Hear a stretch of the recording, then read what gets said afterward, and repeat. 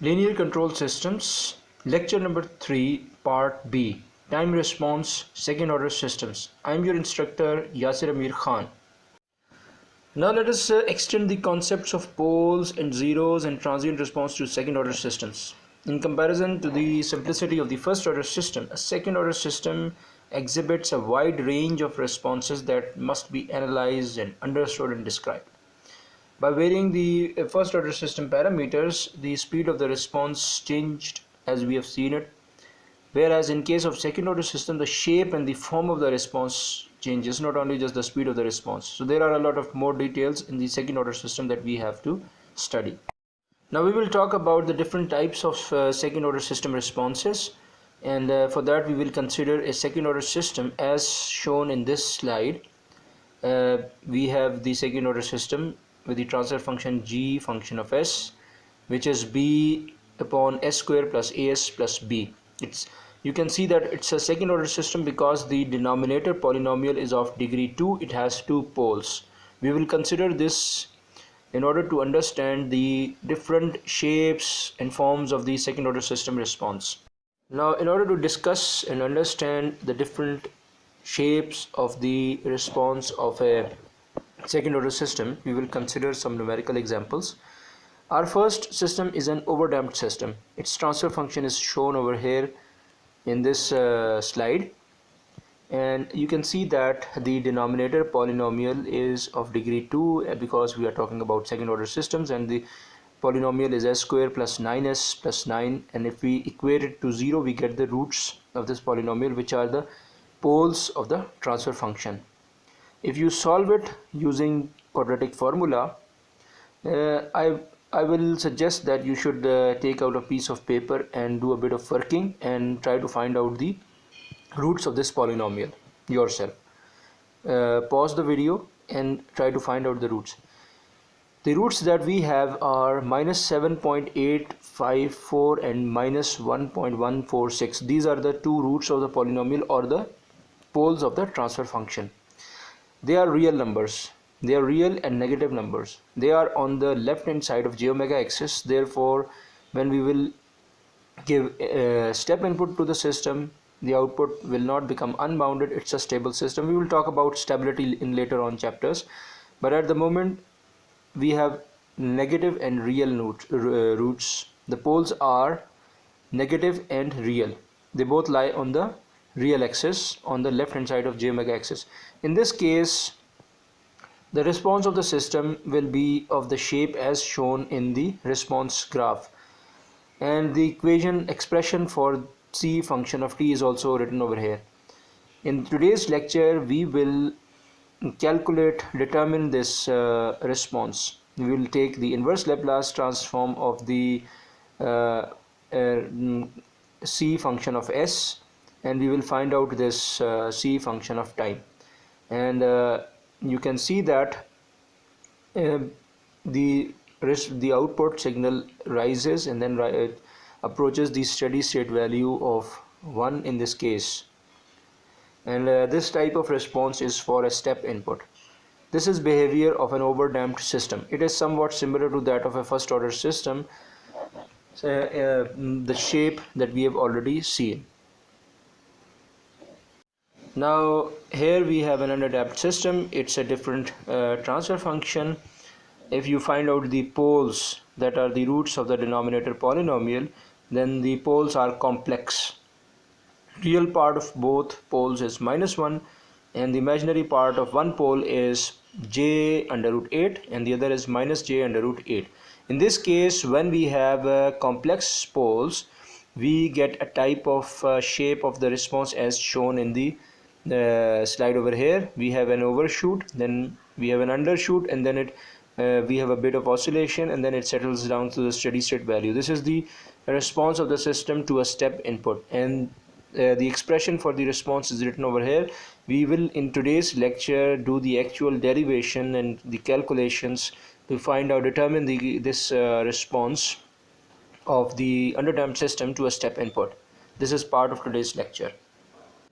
Here we have a critically damped system. In critically damped system, if you find out the poles of the transfer function by finding the roots of the denominator polynomial, then you can see that, again I will remind you that you should take a piece of paper and try to find out the roots of this polynomial.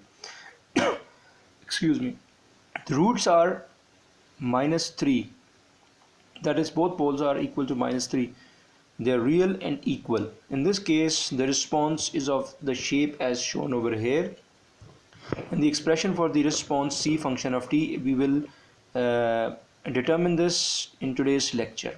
It's somewhat similar to that of a overdamped and a first order system apparently, and but for it's faster than the overdamped response. The output CT rises faster than the overdamped system, and it does not have the overshoot and the undershoot and the oscillations. Here we have an undamped system. In undamped system, the transfer function is as shown over here. The denominator has a missing s, missing because its coefficient is 0. We have s square plus 0s plus 9. If we find the poles of this system, that is the roots of the denominator polynomial, you can see that the poles will be plus minus j3. The roots of the denominator polynomial are imaginary. This system has imaginary poles. Whenever this is the case, the response of the system to a step input is of the shape as shown in the figure. We have oscillations at the output. We have oscillations about the steady state value, mean position of equal to the steady state value. Peak value goes to 2 in this case, and the negative peak value goes to 0. In real world, we rarely find undamped oscillations, and in most of the cases there is some sort of damping. There is energy dissipation from the system. However, if we go, for example, in outer space where there is no air friction, in that case we can have this type of sustained oscillations. This is the case of an undamped system. Now here we see the critically damped system again. Critically damped system is a desirable system. We try to have a critically damped system. It is faster than an overdamped system, but at the same time it is slower than the underdamped system. But good thing is that there isn't any overshoot, undershoot and oscillations. We try to find out systems, we try to design systems in such a way that they are critically damped. Later on in this course, during controller designing, you will see that we can make a system faster than behavior of the system faster than the critically damped system, and but at the same time you will see that we can do that without having the oscillations, without having the overshoot and the undershoot. For that we used different types of controllers. And when we talk about the controllers, there you can see that we can get a response even better than a critically damped system response. You have seen the different forms of responses for different configuration of second order systems: underdamped, overdamped, critically damped, etc. Now we will do the actual calculation, and we will see that how we can find out the response, how we can find out the expression for the response in the time domain, c function of t.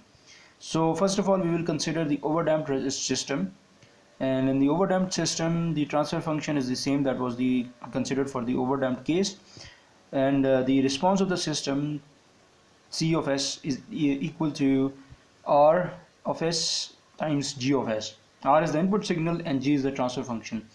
So what we have to do is that we have to find the response in time domain. We have to convert the Laplace domain function c of s into time domain function c of t.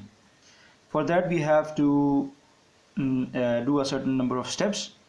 First of all, if you look at this denominator, we have a polynomial s square plus 9s plus 9. We can factorize this. For factorizing this, you can use quadratic formula to find the roots of this polynomial, and using the roots of the polynomial we have factorized this polynomial, as you can see in this slide. Now after factorizing this, the next step is making partial fraction expansion. For partial fraction expansion we take the coefficient k1 k1 upon s plus k2 upon s plus 7.854 plus k3 upon s plus 1.15146. Now, after listening to these few slides, you must pause the video and do the actual calculation. As a first step, you must determine the coefficients of this partial fraction expansion. And for that, a general guideline is that multiply the denominator on the left hand side on both the sides, so that the common polynomials in the denominator will cancel out, and from what is left you can substitute the different values of s. In order to find k1, you will substitute s equals to 0. In order to find k2 and k3, you will make appropriate substitutions, and what you should do is that you should do the actual calculation over here and try to find out your coefficients should be equal to k1 should be equal to 1, k2 should be 0.171, and k3 should be 1.171. Now the third step is very simple. Using the Laplace transform table, find the inverse Laplace transform of this partial fraction expansion to get c function of t. Now in this slide you can see the final result, the final expression for the response of the system. This is what I've just shown you earlier in the previous slides. We have seen that this was for the overdamped system, and just have a quick recap over here.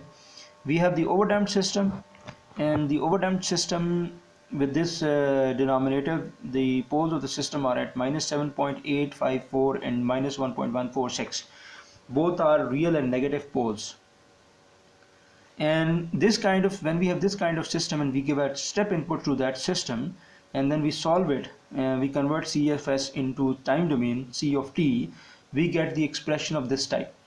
Now whenever we have overdamped system, only the values, numerical values, the coefficients will change.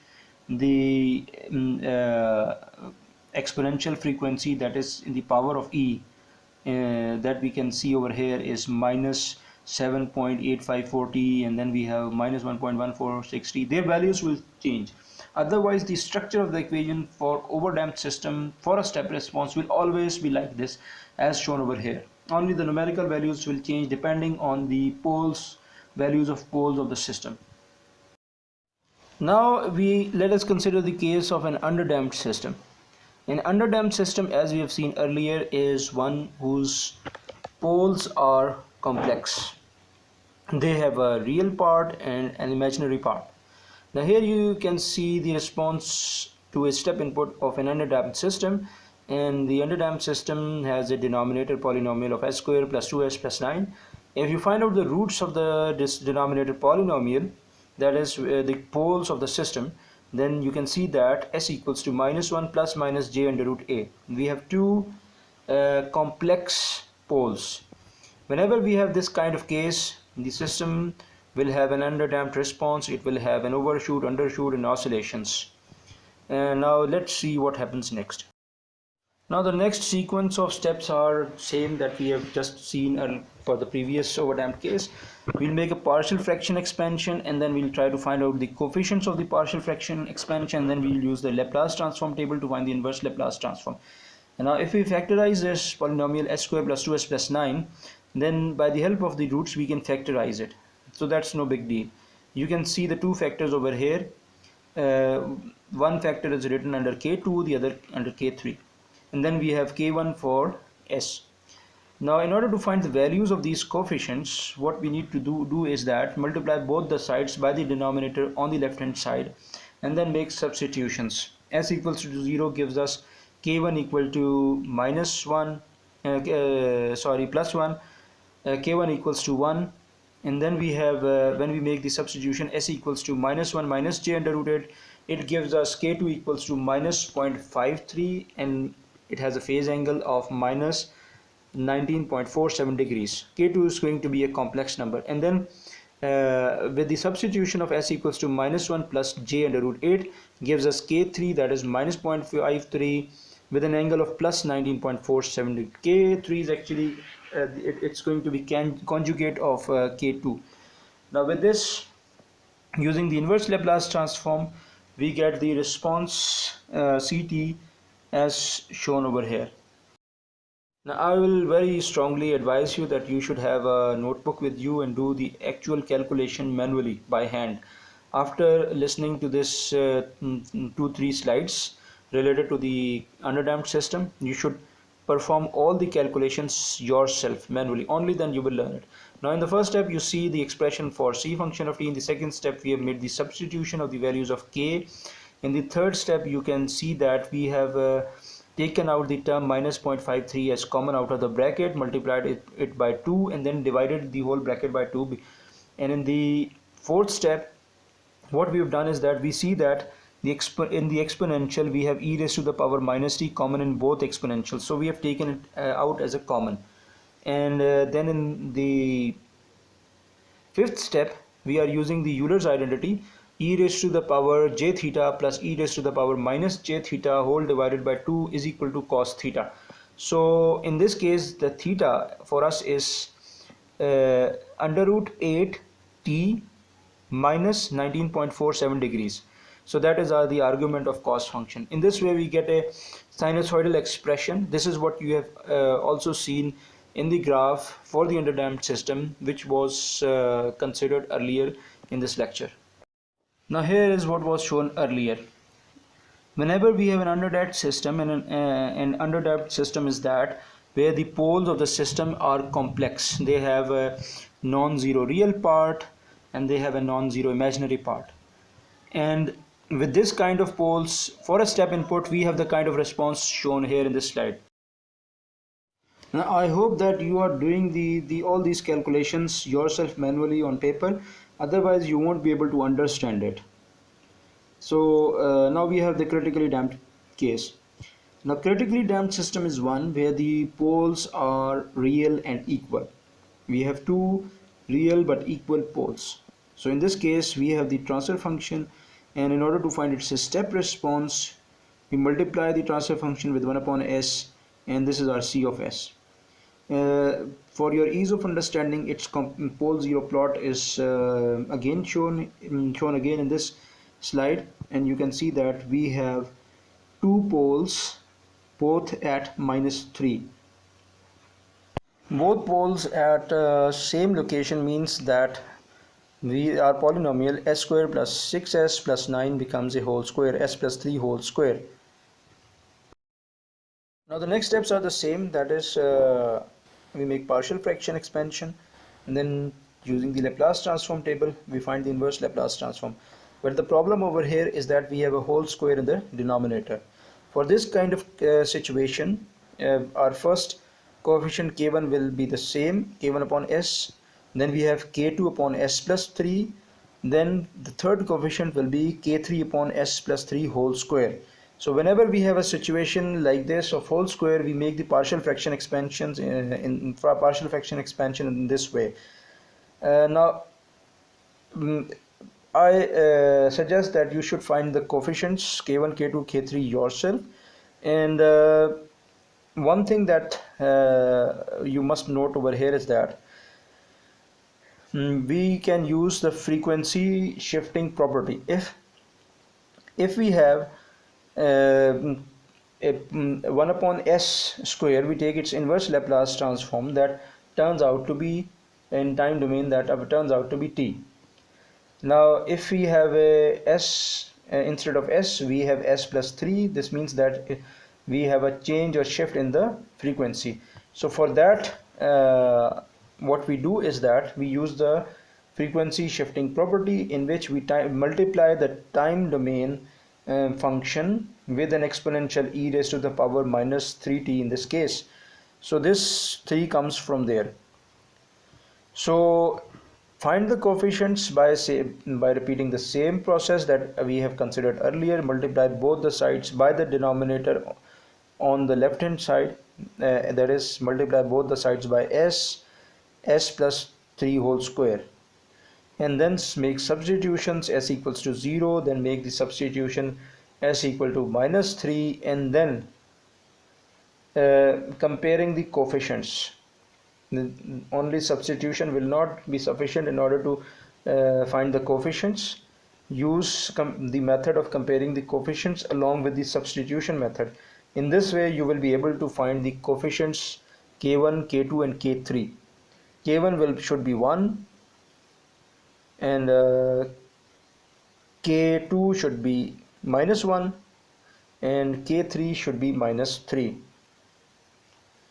and the result that you have, try to solve it, and if you find any kind of difficulty, please do not hesitate to contact me. But all these steps are to be done by you people, otherwise you won't learn it. Now here you have the critically damped system response, which was also seen earlier.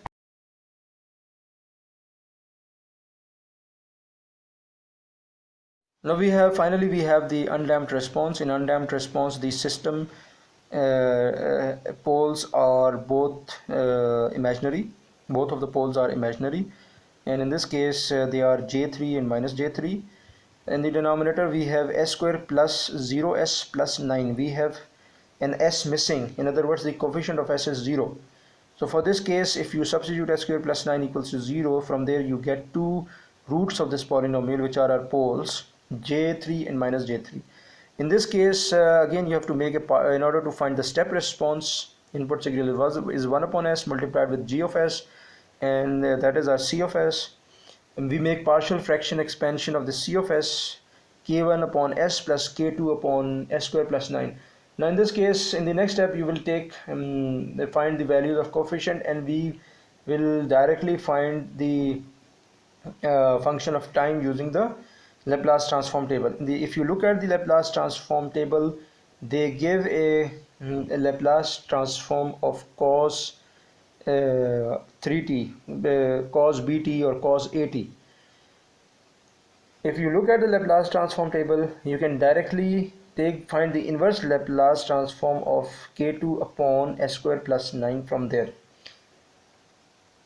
Attempt it, try to solve it, and try to get the result shown over here in this slide. C function of t is equal to 1 minus cos 3t. This is the case of undamped oscillations. Undamped oscillations can be observed of for example, a satellite in the space where there is no friction. And undamped oscillation happens in the system in the cases where there is no energy dissipation. Now here you have an example. Try to solve it. And this is your assignment number 1 of lecture 3b. We have a system over here, and we have to find its step response, and it is written in the example that by inspection write the form of the step response of the system.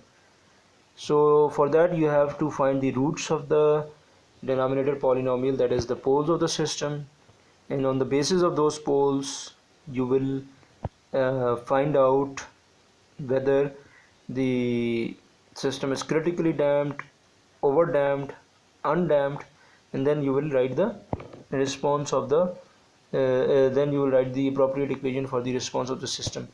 And for the assignment you have to find the values of the coefficient as well. Now these are the waveform for the different forms of system: overdamped, critically damped, underdamped, etc. And you can see that the comparison between them. Overdamped system has the slowest response, largest rise time. Then we have critically damped system. Then underdamped system have a faster response, but at the cost of overshoot and undershoot. And then undamped system has sustained oscillations. Now here's your second assignment for this lecture 3b. You have 4 transfer functions. You have 4 systems, and you have to find the step response of this system, and not just by inspection, but you have to find the complete solution, C function of t, complete expression with all the numerical values for these 4 systems, and that is to be submitted as soon as possible. Now we will talk about the general second order system. Here you can see the transfer function of a general second order system, and in this transfer function you can see two parameters, omega n and zeta.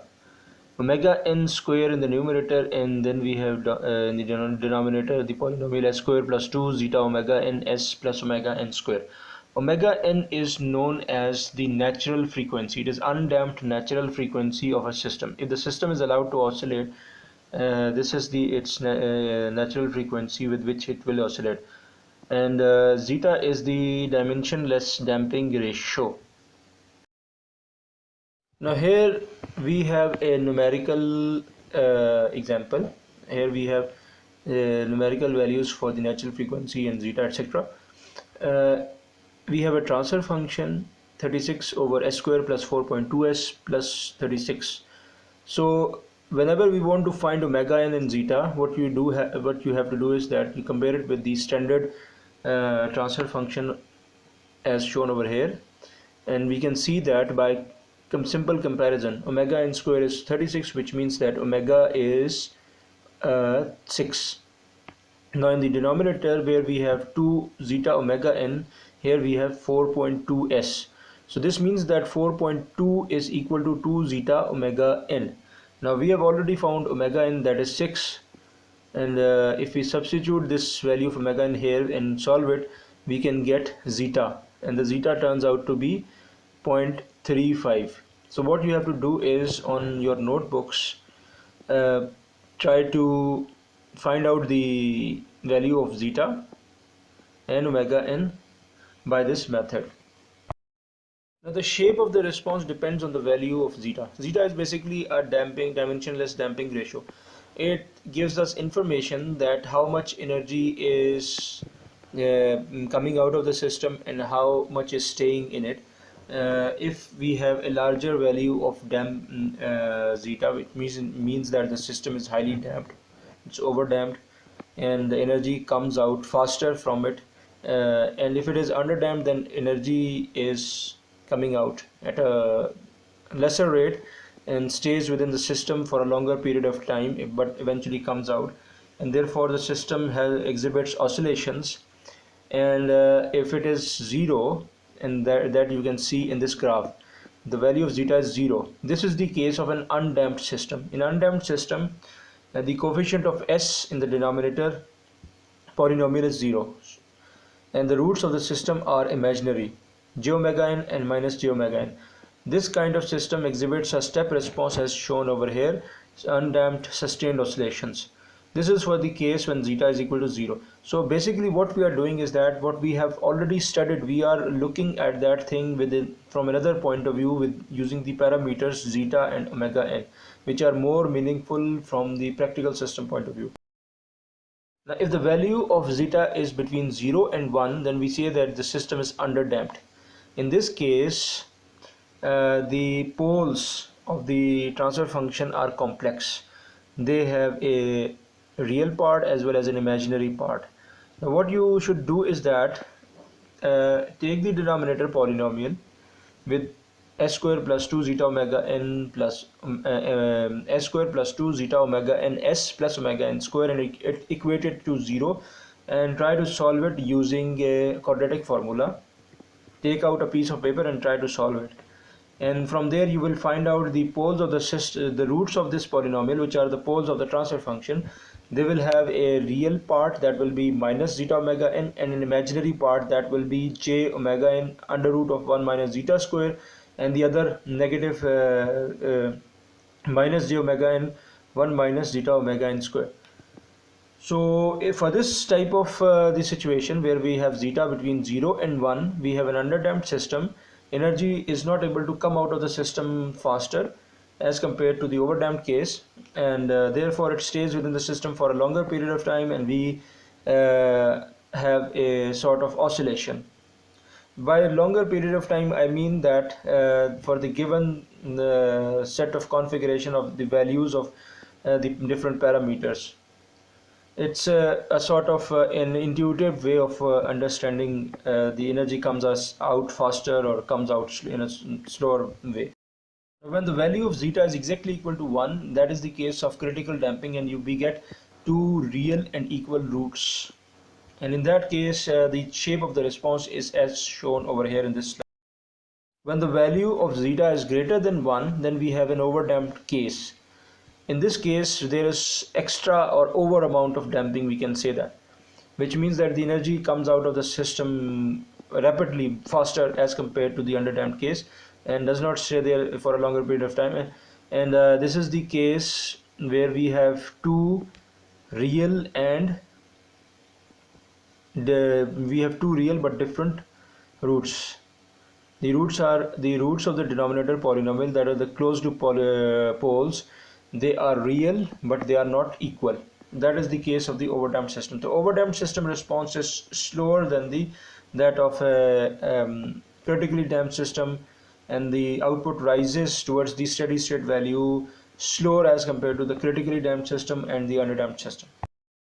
Now here we have a problem. We have three systems, and what you have to do is that for these systems you have to report the kind of the response expected. You don't have to actually do the calculation based on what we have seen in the previous slides. What you have to do is find out report the kind of response expected by each of the system.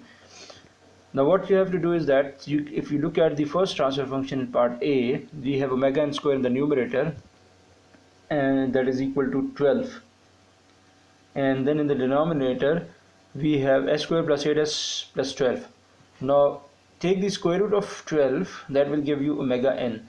Now 8 is equal to 2 zeta omega n. 8 is equal to 2 zeta omega n.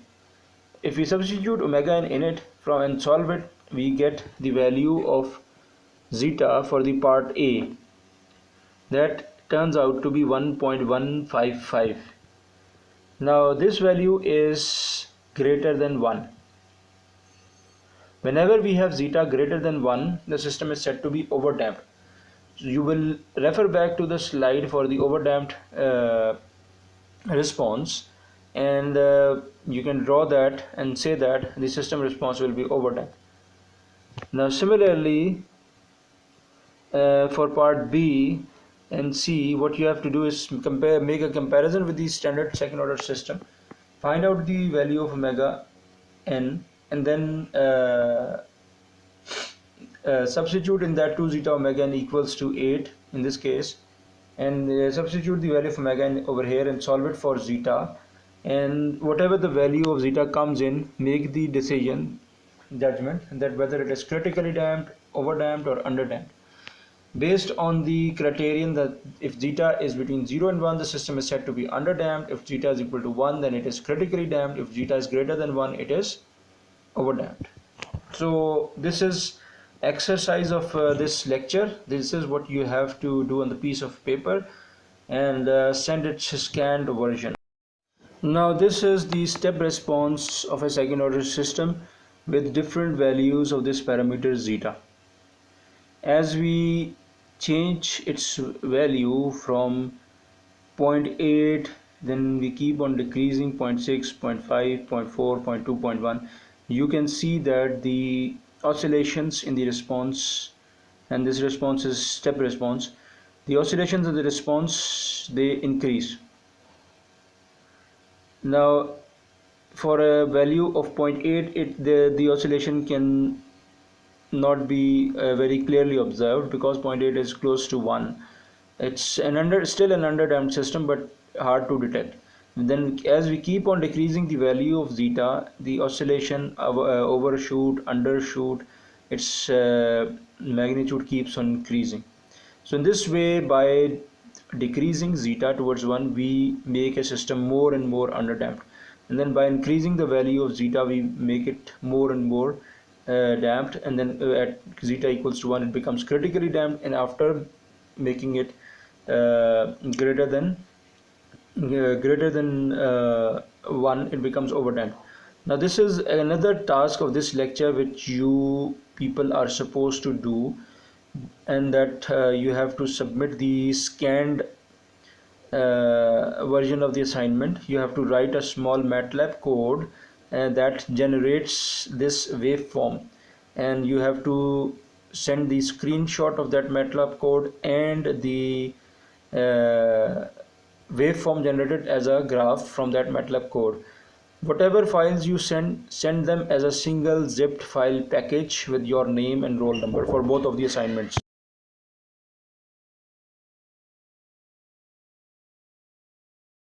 Now another exercise that is assigned to you in this lecture is that try to work out the above equation, derive the above equation. It is simply the response of a second order system, assuming that the system is underdamped. The value of zeta is between 0 and 1. It's less than 1. Assuming that, try to find out the making the partial fraction expansion and all those steps that you have already done, and try to derive this equation and submit its scan version. Now here you see step response of an underdamped system.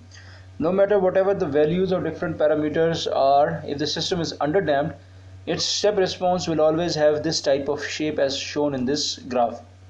It will have a certain overshoot, undershoot, and in this graph you can see there are a lot of different markings. Cmax is the maximum value of C function of t. C final is the steady state value that eventually the output of the system will settle down to this value. Then we have a rise time, peak time, settling time, etc. Rise time is defined as the time taken by the response to rise from 0.1 into C final to 0.9 into C final. That is, the output rises from 10% of the steady state value to 90% of the steady state value. The time taken by the response to do that, that is the duration in which it rises from 10% of the steady state value to the 90% of the steady state value, as you can see marked in this graph, then that time is called the rise time. This means that the response rises from a value of 0 and eventually it is moves towards its steady state value. That is, the response is rising, so we call it rise time. So rise time is the time taken by the response to increase from 10% of the steady state value to 90% of the steady state value. If the steady state value is suppose 1 unit, 1 volts for example, and the output is in form of voltage, then we say that the time taken by the output to rise from 0.1 volts to 0.9 volts is called the rise time. Then we have peak time. Peak time is the time Tp marked by Tp. It is the time at which the first peak occurs. The first overshoot occurs. This waveform that goes above the steady state value is called an overshoot. The time at which it occurs is called the peak time, and the value is called the C max, a maximum value of C. Then after that the response falls down and it goes below the steady state value. We say that the undershoot has occurred. Now in this way it keeps on oscillating until it settles down. In this graph you can see only one overshoot and one undershoot. We can have many overshoots and many undershoots. The first overshoot will always be the largest, and the first undershoot will always be the largest in a sense, in a negative sense. That is, it will be the largest, its magnitude will be largest. And then in this graph you can see only one overshoot and undershoot. We can have many overshoots and undershoots. Then we have a time marked as settling time. Settling time is normally 4 times the time constant. It is the time constant of the exponential envelope. Invisible exponential envelope is over this waveform, and the peaks are decreasing in the exponentially. That is not visible in this graph, but therefore the time, we say that it is 4 times the time constant of that invisible exponential. However, better understanding you can get over here is it is the time taken by the response to enter a region and never able to get out of it. As you can see that the waveform enters into a region, and that region is from 0.98 C final to 102 C final. This means that 98% of the steady state value to 102% of the steady state value. Steady state value C final. For example, if your voltage is, we have a voltage and we are talking about a voltage step response in form of voltage, and the steady state value or the final value is 1 volt, then when the output signal of that device becomes 0.98, that goes into this region, that is 0.98 up to 1.02 volts. 0.98 when it goes into this range starting from 0.98 volts up to 1.02 volts, when the response, that voltage, enters that region, into that range, and is not able to come out of it, then we say that the instant of time when it entered into that region is called the settling time. As you can see that the waveform, it has an overshoot, then an undershoot. It enters into this region at Ts. The time it enters it and it is then not able to come out of it is called the settling time. Now if you look more closely at this graph, the waveform first enters into this region when the signal is rising and the overshoot has not yet occurred, and then passes through that region and comes out of that region and goes to the maximum peak. Then after that it falls down and then it again enters that region and then it comes out. So therefore at both of these instances we don't say that settling time has occurred. But after that, after the undershoot, the waveform that is downwards, then you can say that in the negative cycle of a waveform, when that waveform goes down and then it enters into this region, then it is not able to come out, we say that the instant of time when it enters into that region and it's not able to come out is called the settling time, and it is always equal to 4 times that time constant of the exponential. This is the exponential that you can see in the previous slide. The derivation that I have given you, it has an exponential, e raised to the power minus zeta omega n. That from there you get the time period. And in the next slide we will have the numerical, we will have the equations for these different system parameters. Now here we have the definition of the rise time, peak time, etc., and their mathematical equations. We will not be discussing the derivation as such, and you can see that rise time is the time required by the waveform to go from 0.12 of the final value to 0.9 of the final value, as I have just told you. And peak time, it is the time required to reach the first or maximum peak, and peak time TP is given by pi upon omega n under root 1 minus zeta square. This is the equation for it. We are not going to discuss the derivation, however it is very simple, you can refer to the textbook for that. Then we have percentage overshoot. Percentage overshoot is the amount of the waveform overshoots the steady state or final value in comparison with the steady state value. Overshoot is given by the formula over here, e raised to the power minus zeta pi upon under root 1 minus zeta square, and it multiplied with 100. Basically overshoot gives us the information about the size of the overshoot in comparison with the steady state value. It is basically we get the maximum peak, we divide the maximum peak with the steady state value and basically what we do is that we take this peak value and then from that we subtract the steady state value, and we have the size of the peak, the overshoot. By subtracting the peak value of the overshoot from it, the steady state value. This means that how much the response goes above the steady state value, and then we divide this by the steady state value and multiply with the 100. It gives us the size of the overshoot in comparison with the steady state value. Therefore we call it percentage overshoot, and this is the formula of this, finding the percentage overshoot. Then we have the settling time. It's the time required by the transient damped oscillations to reach and stay within plus minus 2% of the steady state value.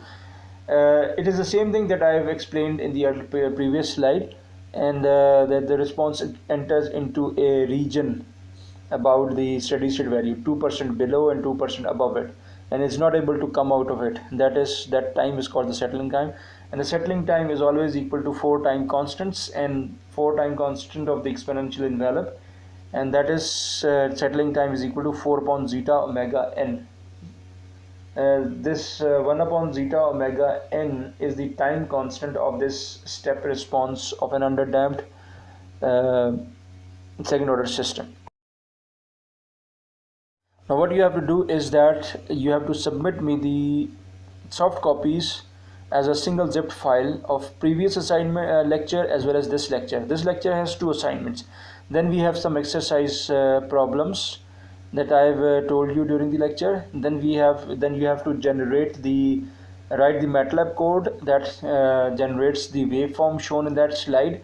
You have to send the screenshot of that code and the waveform, and you can submit your stuff to your CR. He can as a zip file and he can submit it to me, or you can directly send it on the WhatsApp. I would suggest that the preferred way is that you should prepare a single zipped file for both of the lectures of all the material, and then send that soft copy on that group. The file should have your name and enrollment number. Thank you.